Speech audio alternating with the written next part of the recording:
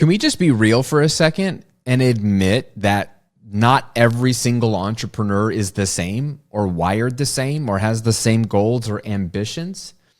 Can we just be honest for a moment that there are actually multiple different motivators for starting and growing and maintaining a business, whether it's online or brick and mortar? I think it's very easy to look at someone, look at their business, read an article, listen to a podcast or an interview and say, wow, I don't think like she does, or I don't have the same vision that he does. What's wrong with me? Maybe I shouldn't be a business owner. Well, I'm here to say that we are living in a wonderful time where there's so much grace and there's so many more opportunities for all these different entrepreneur types to start to rise to the surface and own your lane. And I'm not talking about niche or topic or even type of business to be in. I'm talking about you and your business personality, your entrepreneur personality. It's okay to be you. And maybe you don't know who you are.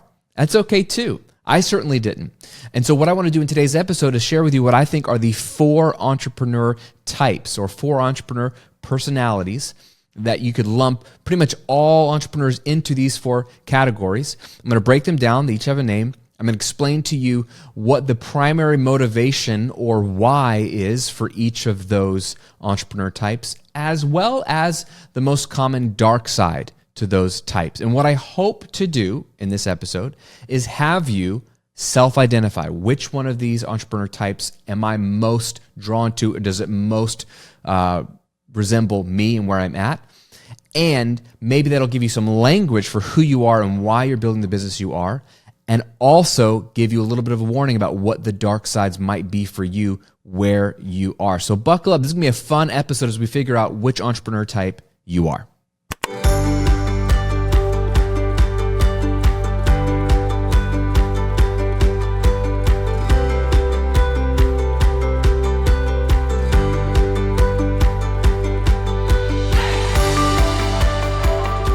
Welcome back to the Graham Cochran Show, where each week I'm breaking down the mindsets, habits, and strategies for building a highly profitable and life-giving business. I'm your host, Graham Cochran, pumped to hang out with you today. It's going to be a good one. Before we jump into the full episode, I want to give you a gift. I want to give you my 30-day online income jumpstart guide. This is one of my favorite tools that I've created for my students. If you're listening to this podcast or watching on YouTube and you have not started your business, and you're just looking for, another excuse, or you're looking for a big billboard that says, this is your sign, today's your day. Well, today's your day. I want to give you a 4-week checklist to go from wherever you are, which can mean 0 idea, 0 audience, no clue where to start, which is where a lot of people are. Or even if you have your idea, but you've been sitting on it and you've been waiting for the stars to align, well, this guide is going to help you get that kick in the butt that you need to take action. It's a 4-week checklist. They're just bullet points. Do this week 1, do this week 2, week 3, week 4. By the end of week 4, you will have launched an offer to the world, which sounds scary, and you will make money. It won't be millions of dollars right away, but it'll be money in your pocket, which will be proof of concept, which will then give you the confidence you need to start scaling that thing. And sometimes we all need a little bit of a nudge. So this is your nudge. Just go to grahamcochran.com/jumpstart to pick it up. It's free, it's PDF, it's easy, it's fast. grahamcochran.com/jumpstart. Or if you're watching on YouTube, I'm going to link to it below in the description. That's my 30-day online income jumpstart guide. Now let's get to the episode. All right, so when I started to think about the different types of entrepreneurs, because I know that they're different. Gosh, I know I'm different than a lot of my friends, a lot of the people that inspire me. I want maybe some similar results or external outcomes that they have, but I just know inherently from hearing them speak, knowing them, doing life with them, that we don't think about things the same way and we don't have the same core motivation for our business. And I struggled with this early on as I started to have some success in my first business, The Recording Revolution.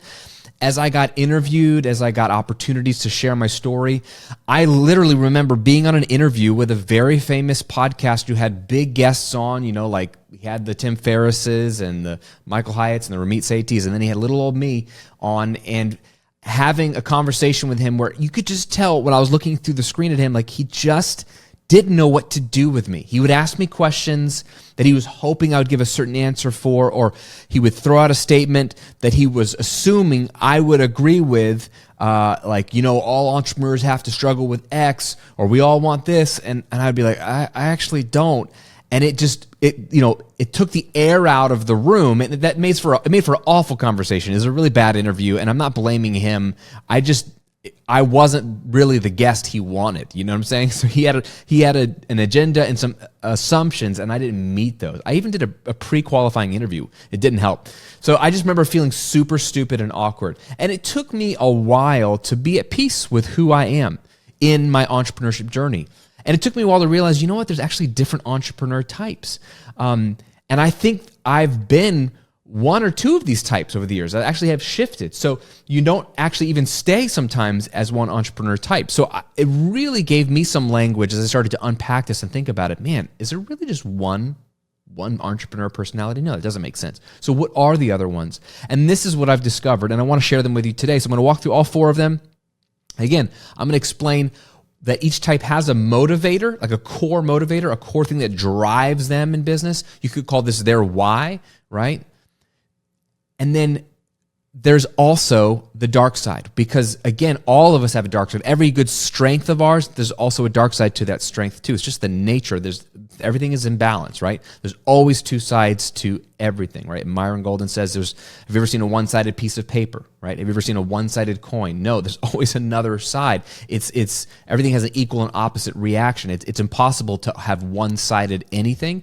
And so it's important to be aware of the dark side. Light side, dark side, right? If you're a Star Wars fan, you know what I'm talking about. So I'm going to go through all four. Here's what I want you to do. Try on each one. It's almost like an outfit. Try it on, see if it fits, and find the one that you most closely align with. And maybe my words and my language won't be exactly the way you would describe it, but find the one of these four that you most closely align with, and then just take note of it. I think this is the one I am, at least currently in this season, knowing that you might shift or might have shifted. And then pay attention to that motivator, see what insights come up for you when I start to talk about that motivation, and then pay attention to that dark side and see what insights come up for you. My hope is that you'll walk away from this episode knowing which entrepreneur type you are, and you'll have way more clarity on what motivates you and drives you, which might change the way you show up in your business and what you do each day and each week. And also you'll have that warning sign of what to look out for that's going to be a stumbling block for you. So important. You ready? All right. Entrepreneur type number one is the go-getter. The go-getter. This is classic. A go-getter, you know you're a go-getter if you are growth-oriented and you will do whatever it takes to get what you want. And that might sound cutthroat. It doesn't have to be cutthroat. It doesn't mean you're being shady. This is not win at all costs necessarily. But you're just willing to do it. You're willing to put in the work. I would say most entrepreneurs I grew up reading about fall into this category. And they know the work is hard. They know the long hours or the tough season is going to be hard, but they view it as necessary, or you view it as necessary, to put your best effort in this season of your life. You almost view it as a temporary season, like this is what it's going to take to get this business off the ground. Does this sound like you, the go-getter? Again, none of these are good or bad. So please don't think I'm going to share a bunch of types and say, this is the right one. That is not what this episode's about. All four of these are needed and wonderful and true. Growth-oriented, you'll do whatever it takes to get what you want. The core motivator of the go-getter, and please don't take this in a negative way, is money and achievement. Money and achievement. This is a hard one, and I know I'm starting with a hard one. This is a hard one to talk about because we live in a culture that both elevates wealth and money and demonizes wealthy people and people who have money. It's very confusing. We have a culture that wants to steal from the rich, overtax the rich. In the movies, who are the bad guys? Rich owners of corporations. And yet, everyone in this culture, and I can only speak for Western culture, specifically America, that's where I live, yet those people that point the finger at the 1% or the successful business person, they want to be that person. They want abundance. They want opportunity. They want money. We're all driven by money, right? At some level, we're all driven by money. And then there's a sub-problem that comes out of this, and this is getting philosophical, I know, but there is also with our Puritan roots, and I'm a Christian, and so it's very hard even in my specific circle of being in the Christian space in Western America where money is even more demonized, which is so super confusing because money was never demonized in the Bible. There was warnings about wanting to be rich because you could lead into some traps. And there's warnings about loving money because it can be a root towards all evil, all kinds of evil. It's not the root, it is a root, and it's not of all evil, it is a root of all kinds of evil. Loving it, not money. Loving money is a root. Right? So the love of money can lead you into some stupid places. And I think that's just common sense. I don't think that's anything weird or religious. That's just like, yeah, have you seen people who have done stupid stuff because they're just way too driven by money? Yes, it's a warning. Be careful. Money is like fire. Fire can really hurt you. Fire can tear down an entire house or an entire community. It could be devastating. Do we just outlaw fire and never use it? No, I use it every day to cook. Right? You just have to know how to use it. So this is a random side point, but I think go-getters get a negative rap, or people don't want to associate or self-identify as a go-getter or they would never say, well, my motivator is money. That's not a bad thing to be motivated by money. Do you know that my first business, what was my core motivator for starting my business when I was broke and on food stamps in 2009? Money. I needed money. I had none of it. Money is oxygen. It's a good thing to have. We need money. I wouldn't want anyone to be in poverty. Why would we? To say I don't want money is to say that you prefer to not have money, that it's better to be poor? I don't think so. I do not think that is God's will for our lives, that we be poor, and I don't think that's what you even want, is to be poor. So let's take the moral stuff off of it and saying a motivator of money is not a bad thing. It can become a bad thing. We'll get to that in a minute, but that's just a core motivator. You want to make a lot of money. And then sometimes it's more than money. It's just achievement and accomplishment. And you're like, you know what? More money in the bank's not going to make my life better. But you know what? I want to be a New York Times bestselling author. I want to be a 7-figure business owner because of the status or it's a goal. And again, that's not a bad thing either. I'm listing all my achievements that I want, right? I'm already a 7-figure business owner, which was a big one of mine. First, I wanted to make 6 figures, and I did, then 7 figures. New York Times bestselling author. Still not there. I'm a published author. Sold a lot of copies, but I'm still not New York Times. Okay, so that's still one for me. It's all vanity, but it's a goal I have, right? I've got other goals. I like achieving things, and I like money. These are not bad things, but a go-getter is one who's like, how can we grow this business to reach these dollar amounts? How can I achieve these things? I think a lot of entrepreneurs are the go-getter. Here's the dark side, though, right? You'll never reach enough. Put quotation marks around enough. What is enough? What's enough money? What is enough achievement or success or accomplishment? This is something I wrestle with all the time. Selling how many copies of a book is enough, Graham, for you to feel like your book was a success? This is a conversation I had when my first book, How to Get Paid for What You Know, came out. I don't remember if I had it first with my wife or with a friend, or someone asked me like how many copies do you want to sell? And I'm like, as many as possible. Enough to be like super famous and become a best-selling author. Most books don't sell 5,000 copies in their lifetime. Okay? I sold over 10,000 in my first year. Is that good? Is that bad? A lot of people would say that's good. I felt, I wanted to sell 10,000 in the first week. Yeah, I had big goals, right? Will it sell more? Yes, it's still selling more. Will I write new books? Yes, I'm working on a new one. But I'm just being candid here. But it's the goalpost keeps moving. When I made $1 million a year for the first time, I was like, great, can I do it again so it's not a fluke? Yeah, so I did it again. It's not a fluke. Great. Now, what do I shoot for? Should I be an 8-figure entrepreneur, make $10 million a year? I guess that's the next echelon. I mean, and when you hit that, what about 9 figures? Right? I'm in a mastermind. There's a 9-figure entrepreneur.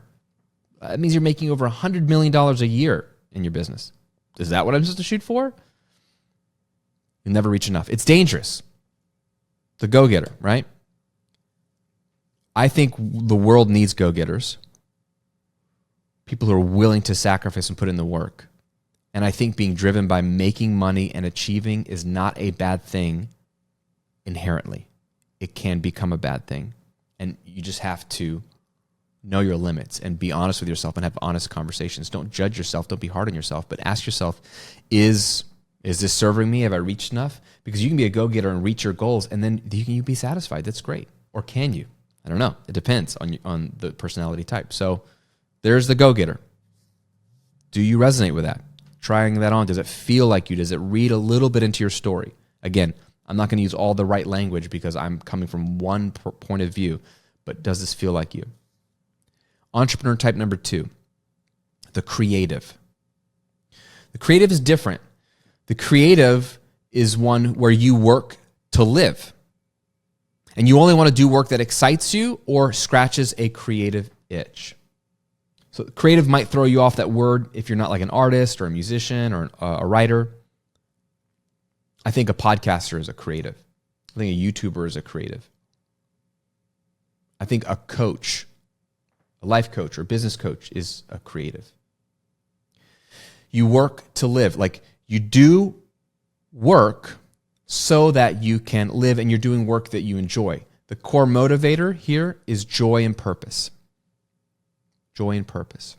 This is a beautiful personality type too. I like, whereas the go-getter, I love because the go-getter is just going to go build something and get stuff done and achieve. The part of me that feels like the go-getter wants to go achieve things and reach all these big goals. The part of me that's the creative is I don't want to do work for work's sake. I want to enjoy my work. This was me growing up and seeing, my mom and dad and what kind of jobs they had. My mom was a school teacher. My dad was an engineer. They were both very successful. They're both very educated and smart, and they did well for themselves, and we were taken care of. But I remember conversations with my dad, and back then I don't know if he would say, and if he's listening to this, I don't know if he would say he loved his work. I don't know if he would say he got up and had joy and purpose in his work. And that was a challenge for him. And I remember seeing that as a kid and thinking, man, I want to make sure if I find work, I'm doing work that I really enjoy and find a lot of purpose in. And so for me, I thought that meant being a professional musician. Sign a record deal, become famous, make music videos, tour the world, do that whole deal. And it didn't happen. Not the way I thought. But I wanted to enjoy the work. I didn't want to avoid work, but I wanted to do work I enjoyed. And it's funny, I saw this in Provence, in the south of France. I spent a month there a few summers ago with my family. And the culture there is just very different than where I come from in America. And it was beautiful, but one of the Airbnbs we stayed in for a couple of weeks, I was talking to the owner, and she is an artist. She makes sculptures.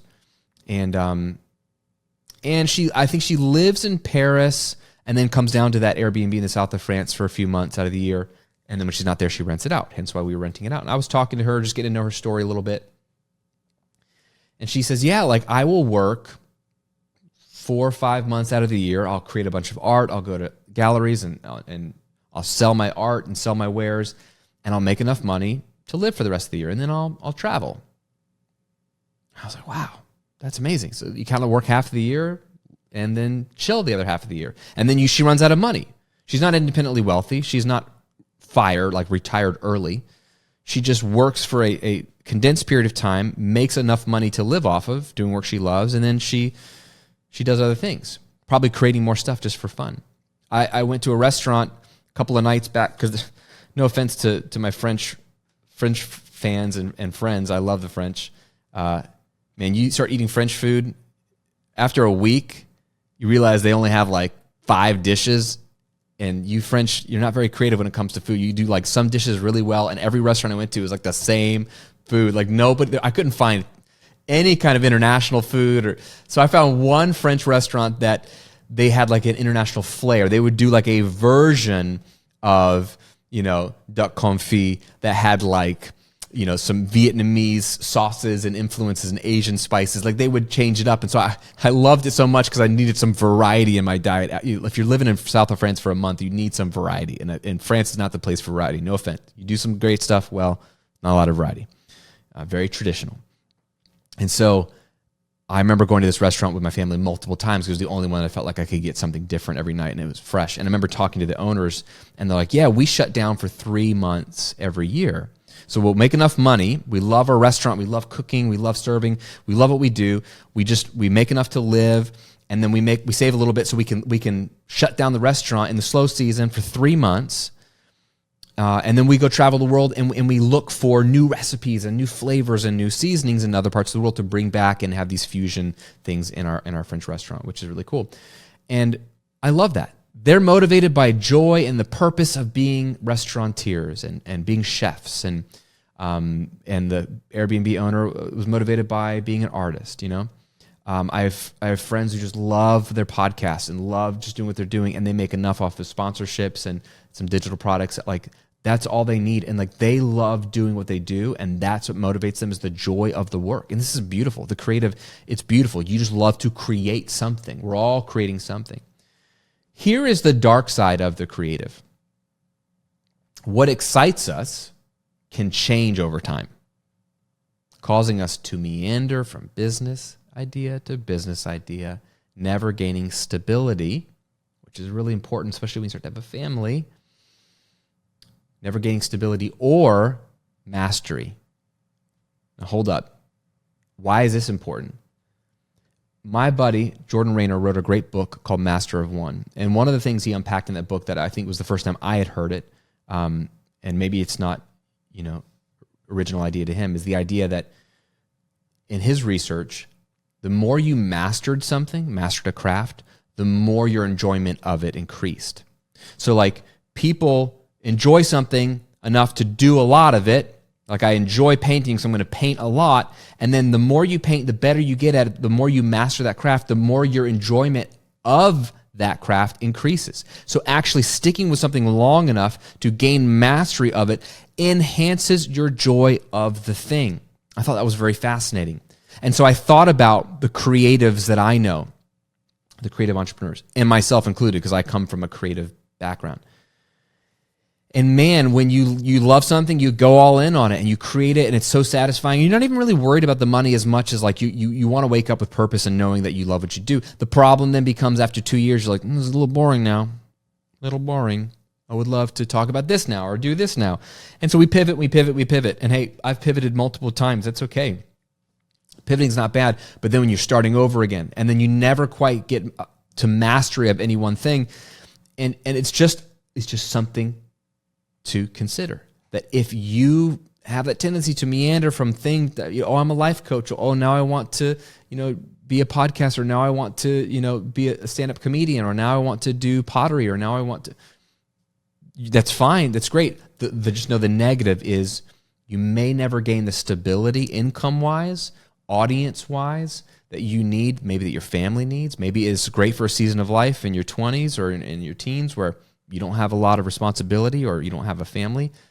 I was married at 22 and a father at 26. So I had responsibility very early on in my life. It's just the way my cards were dealt, and I wouldn't change it for the world. I'm so glad that I met Shay at a young age and had my girls when we did.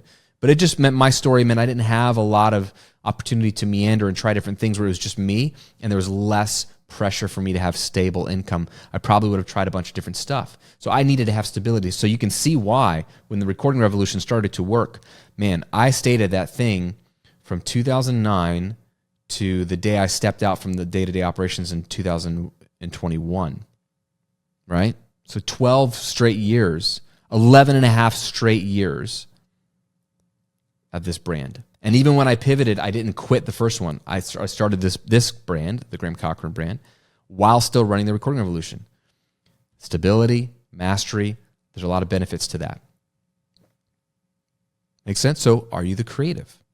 Does this resonate with you? That's entrepreneur type number 2. Entrepreneur type number 3 is the nomad.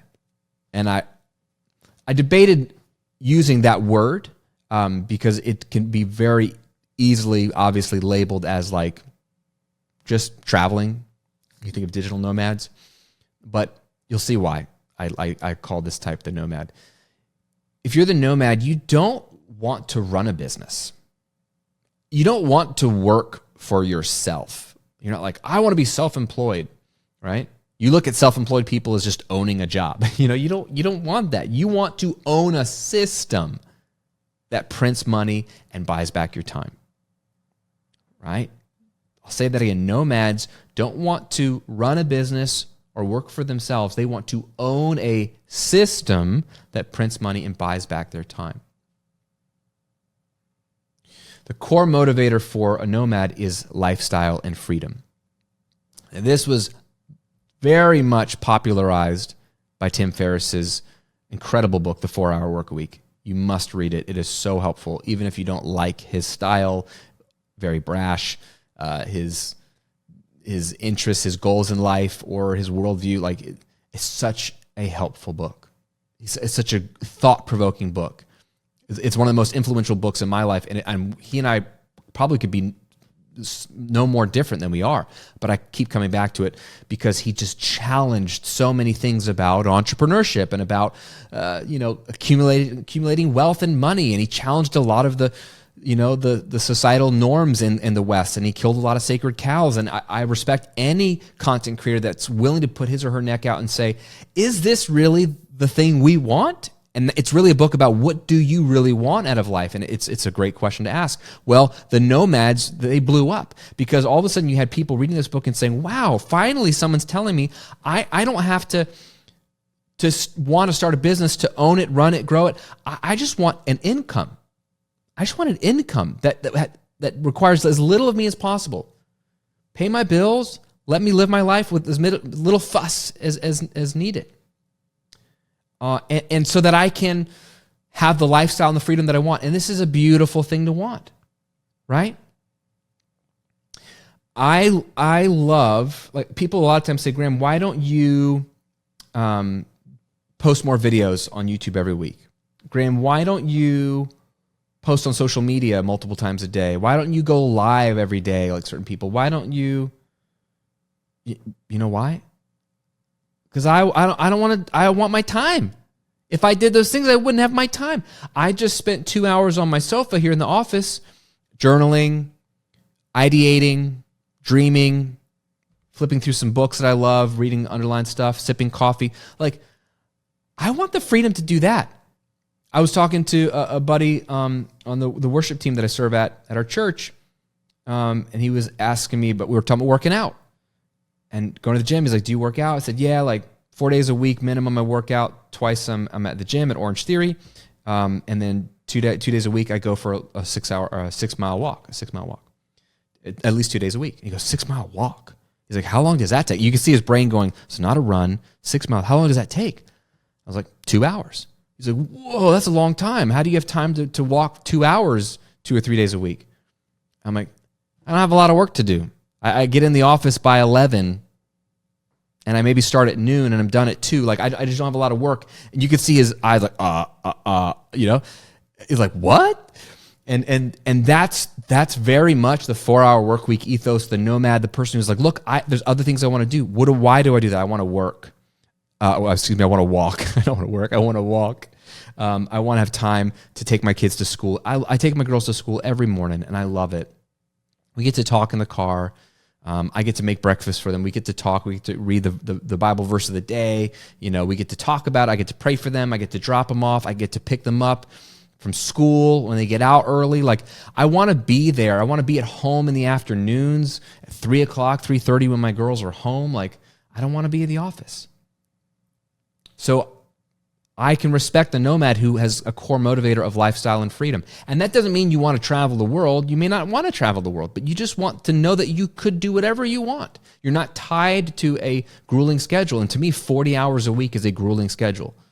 I have a goal for my students in my 6-figure coaching community to help them get to 6 figures a year of income, working 20 hours a week or less. Very specific, because I don't want them to reach their income goals and have to sacrifice 40 hours a week of their life for that. That's way overkill for me. If you can't make 6 figures a year and 20 hours a week, something's wrong. That's a core belief I have. Now, you may disagree, but I think there's something wrong. It's very doable to create $100,000 a year, $120,000 a year, $250,000 a year of an income and only work 20 hours a week or less. 20 hours is generous. You can do it in a lot less if you do it right. So nomads want to own a system because they're motivated by lifestyle and freedom. Here is the dark side to the nomad. And man, have I felt this. Too much time or idle hands lead to depression. This is real, y'all. I have felt this. I talk to a lot of people. This isn't talked about enough. If you create a beautiful system where your business just runs on almost autopilot, even if it only takes you 10 to 20 hours a week, so it's a little bit of work, it's fun at first, but after a few months, maybe a year, if you have no other purpose in your life, it gets weird. And I struggled with this for a while, and I was like, why? When my business got down to 5 hours a week, that's all it took. I'm like, why am I unhappy? Shouldn't I be like the most happy now? But it's like I had an excess of what I wanted. I just wanted the flexibility and freedom to have time in the mornings, take my kids to school, pick them up, not work on Fridays. I always wanted Fridays off to be with my family or my wife. Weekends off, I want to be able to travel. But when I only needed 5 hours of my time in the office, I'm like, I don't know what to do. I don't know who I am. And you go do all the fun things. You go to the movies during the day. You go to the beach during the day. You know, you get errands done during the week that you don't have to do them on the weekends. You watch courses, you read books. You do all the things you want to do, play video games. You know, when the Zack Snyder director's cut of the Justice League came out, it's like 4 hours. Like, you have time to watch that on a Tuesday during the day. That's great. But when you've done all those things, it got weird. It gets weird. And here's why. We are not machines. We are emotional, creative beings. We were created by a creator to create. How many times can we say that? This is the truth. You were created by a creator to create things. We are made in the image and likeness of God, the Bible says. Very clear. And what is God? He is a creator. That's the very first thing he says about himself in the Bible. It's the very first book of the Bible, Genesis, the very first chapter, the very first verse. In the beginning, God created the heavens and the earth. That is the first thing he wants us to know about himself, is that he is a creator God. Not that he's a just God, although he is. Not that he is a merciful God, although he is. Not that he is an all-powerful, all-knowing, omnipresent God, although he is. The first thing he wants us to know about himself is that he is a creative God, a creator God. And then the Bible says we were made in his image and likeness. Genesis chapter 1 and 2. So that means that you and I were created to create things. If you're not creating things, if your business is running on autopilot and you have no need to create things, you get depressed. That's why. That's why I started a second business. When I automated the Recording Revolution, I was like, you know what? I'm going to start coaching people on how to start this business model. And that sounds fun to me. So I did that for free. And then I started charging for it because I was getting people great results. And then I was like, you know what? I want to do a whole nother website and a whole nother YouTube channel. That's when I started the Graham Cochran brand. And then it took off. And then I was loving it. I was like, I want to write a book. I want to give a TEDx talk. I don't need to do any of these things. I just want to. And if I don't, I feel like I lose my mind. So I think this is the dark side of the nomad, is too much time, too much idle handed time. It leads to depression because we were designed for a purpose. And that purpose is to create. So just be careful. Are you the nomad? Is that what you're feeling? I love it. I love nomads. But just know the dark side. And number 4, we'll wrap this up here. Number 4 entrepreneur type is the visionary. The visionary. And this is a person who knows how to dream and build the business or businesses that leads them toward the life and the world that they want to see. Okay? This is, in a lot of ways, the Elon Musks, the Steve Jobs, right? Big vision. They see it all before them, and they want to go build this thing because it's bigger than just money. It's bigger than just them. It's like, this is going to change the world. This is going to change the way people live their lives. The core motivator for the visionary is legacy and impact. I want to be known for something that when I die, it's around for years and years and years. And then they will say, Graham was the guy that invented the blank, or Graham wrote that perennial bestseller that's changed the way we think about life. Whatever it is. I want to, and even if it's not, okay, hey, and if you think that's egotistical, let's throw that out for a second, because I don't think that is egotistical, but some people might think it is. A visionary also just is like, I want to create something that impacts so many more people. Like, I'm creating this for the world. It's like my gift to the world, right?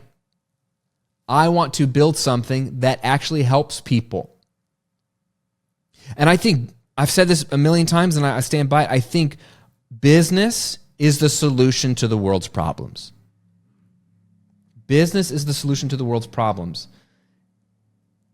Free markets and capitalism, the ability for you or I to come up with an idea that serves people and launch a business, and if it's good, let it rise to the top. If it's bad, it will fail.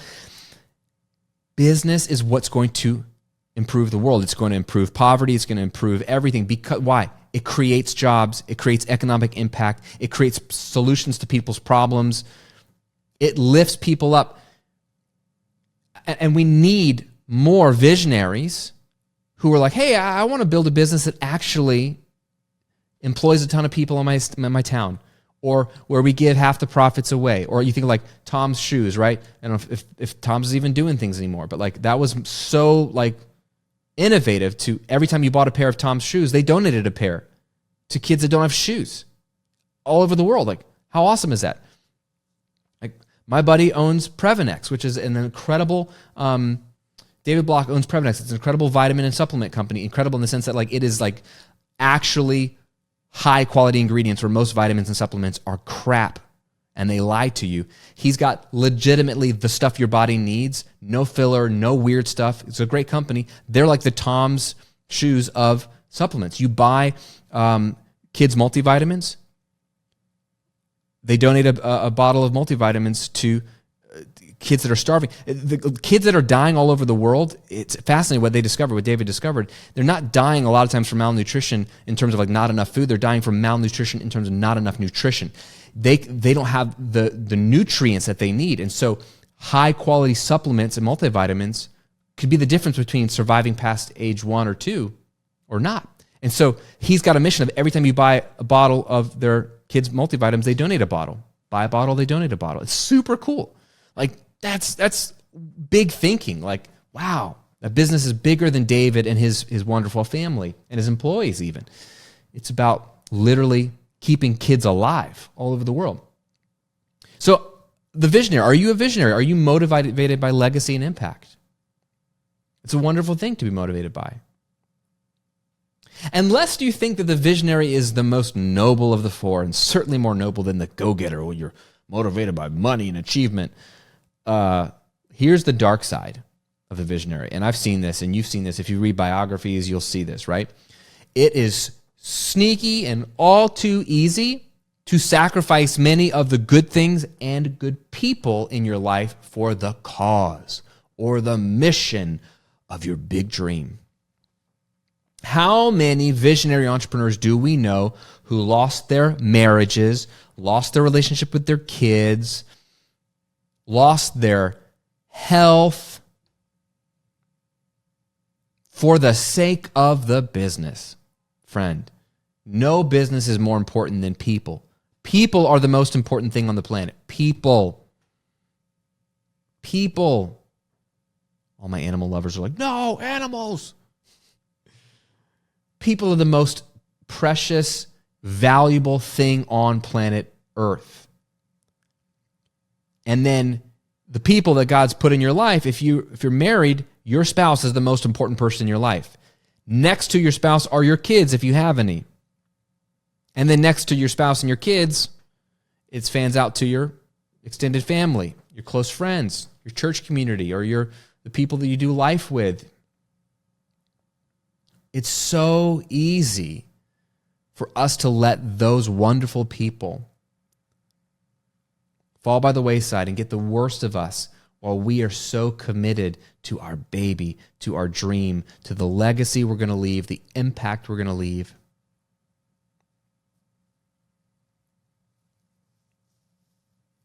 It's a fine line between doing the work, the noble work you feel called to do, knowing that it will have generational impact or could have generational impact or legacy. It's a fine line between doing that work and it's healthy, and then neglecting your family, neglecting your spiritual life, neglecting your health. I see it all too often. I see it in myself. It's so important that I write this book and that it's so good. It's so important that I give this TED Talk, that it's so good. It's so important that I fill in the blank. This is me, Graham, speaking. And then my wife and my kids get like the stressed out leftovers of dad, Graham. That's messed up. And I've done it too often, more often than I care to admit. That's the dark side of the visionary. Gosh, we need visionaries. They change the world, but it is sneaky, and you just have to know the dark side. So do you feel like you resonate with a visionary? Has God given you a big vision? You have a big impact you want to leave, big legacy you want to leave? Just pay attention to the dark side. So which one of these 4 entrepreneur types are you? The go-getter, the creative, the nomad, the visionary? If you're watching on YouTube, leave me a comment below. Let me know which one you most closely align with. Again, we're all special snowflakes to some degree, so no one person is exactly the same as the other. But which one of those 4 do you most closely align with? And let me give you a little bonus point here. Which one do you most closely align with in this season of your life and business? Because here's the reality. You might have or be a splash of all 4 of these. You might have started out as a go-getter, and now you've evolved into a visionary. You've seen something beyond money and achievement, or you've reached all the money and achievement goals that you have, and you're like, I want this to be bigger than me. You might have started out like the creative. I just want to do work I love. But then you realize, you know what? I'm stuck having to design all these websites and I can't take a vacation. Like only way I make money is when I give up my hours and my time. So I would like to be more of a nomad. And you moved into more of a nomad so that you own more of a system. Maybe you hire other designers underneath you and you just run the design company and only design the projects you want to. So now you can take off and you have more flexibility and freedom. Maybe you went from the creative to the nomad. Maybe you started as the nomad and you were crushing it, making 10K a month, doing nothing, and then you realized you had no purpose, and so then you became a creative who then became a visionary. I've been all of these. I started out as the creative. Then when things got rough, I moved into the go-getter. I needed to make money as the most important thing, and I also felt like I needed to prove myself because I felt like a failure in my mid-20s, like falling backwards and going broke. And so I had some unhealthy go-getter in me, some healthy, some unhealthy. Then I moved all into the nomad. How can I automate this thing? I want flexibility and freedom. And I did that really well. I've done that really well, and I can teach you how to do that. I teach students all the time. And I took it pretty far to the point where I was like, I have no purpose anymore. And now I feel like I'm in the visionary type right now. I feel like God's given me big dreams, a big impact I want to have on the world. And it's exciting and motivating and scary and heavy all at the same time. So which one are you in this season? Which one do you feel like you might want to move towards? Is there a dark side you need to be aware of for the type that you are? Any and all thoughts I'd love to hear below in the comments. And if you're listening on your favorite podcast app, just make sure you process this today. This could be really insightful for you. And let me know if this was insightful. I want to know what your insights were. I think this is helpful to know where you are, what you're motivated by, and what to watch out for. Hey, and if you need actionable stuff to start this business, you're like, you know what? This is all interesting, but I haven't even started. Take my 30-day online income jumpstart guide and apply it. It's free. It's easy. 30 days from now, you could be making money. It's pretty cool. It's free. Just go to grahamcochran.com/jumpstart, or if you're watching on YouTube, I'm linking to it below. Have an amazing rest of your week, my friend. I'm grateful for your time, and I'll see you in another episode. Listen.